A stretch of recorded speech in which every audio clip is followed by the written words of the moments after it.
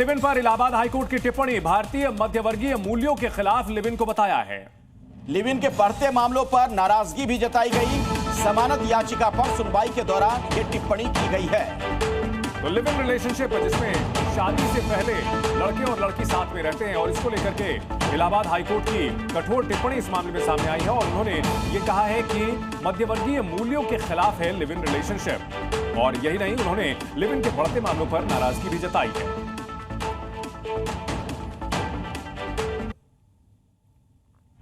और अब अगली खबर, भारतीय अंतरिक्ष यात्री group captain Shubhanshu Shukla space स्टेशनों की ओर लगातार बढ़ रहे हैं। उन्होंने ड्रैगन कैप्सूल से अपना एक्सपीरियंस भी शेयर किया। इसका नया वीडियो सामने आ गया है। अगर आपको कहा जाए कि भारतीय अंतरिक्ष यात्री शुभांशु शुक्ला के साथ 5वां अंतरिक्ष यात्री भी हैं, तो सुनकर आप हैरान रह जाएंगे। ये 5वां अंतरिक्ष यात्री कोई इंसान नहीं, बल्कि एक क्यूट सा सॉफ्ट टॉय हंस है, जिसके बारे में खुद शुभांशु ने बताया है।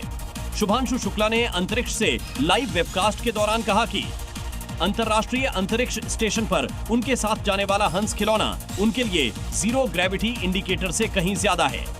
शुभांशु ने इस खिलौने को जॉय के तौर पर सबसे इंट्रोड्यूस कराया।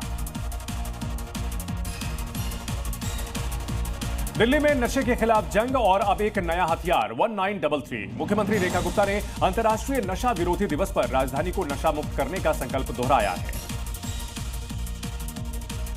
मुख्यमंत्री ने दिल्ली वासियों से अपील की, अगर आप किसी को नशा करते या बेचते हुए देखें तो सीधे 1933 नंबर पर कॉल करें। सीएम रेखा गुप्ता ने कहा, इस नंबर पे फोन करने पर कॉल सीधे स्पेशल सीपी देवेश जी के पास जाएगी और वो तुरंत उन लोगों के खिलाफ एक्शन लेंगे।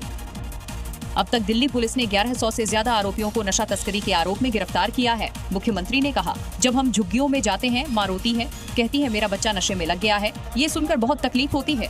ड्रग्स तस्करी के खिलाफ दिल्ली पुलिस ने विशेष अभियान चलाया है। स्पेशल सीपी देवेश श्रीवास्तव ने दिल्ली के लोगों से अपील करते हुए कहा कि पुलिस, सरकार और जनता मिलकर साथ आएंगे, तभी नशे के इस जाल को खत्म कर पाएंगे। और देश के अलग अलग राज्यों से कौन सी बड़ी खबरें आज सुबह आई हैं, वो भी अब आपको दिखा देते हैं।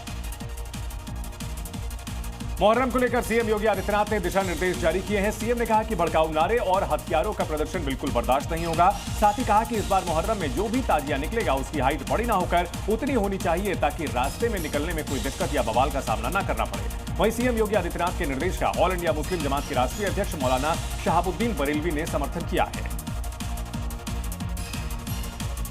लुधियाना में नशे के खिलाफ जारी जंग में एक और बड़ी कार्रवाई हुई है। नशा तस्कर के खिलाफ पुलिस ने उसके अवैध मकान पर बुलडोजर चला दिया। आपको यह बता दें कि आरोपी के खिलाफ 15 से ज्यादा मामले दर्ज हैं। आरोपी ने मकान किराए पर दे रखा था और खुद कहीं और रह रहा था। मौके पर पहुंचे पुलिस कमिश्नर ने इस कार्रवाई को नशा मुक्त पंजाब बनाने की दिशा में एक अहम कदम बताया है। सावन में शुरू होने जा रही कांवड़ यात्रा को लेकर गाजियाबाद प्रशासन पूरी तरह से अलर्ट मोड पर है, जिसे लेकर प्रशासन ने साफ निर्देश दिए हैं। कांवड़ मार्ग पर सभी खाने पीने की दुकानों पर नाम की नेम प्लेट और सामान की रेट लिस्ट अनिवार्य रूप से लगाई जाए। प्रशासन का मानना है कि इससे पारदर्शिता बनी रहेगी और कांवड़ यात्रियों के साथ ठगी की कोई गुंजाइश नहीं बचेगी।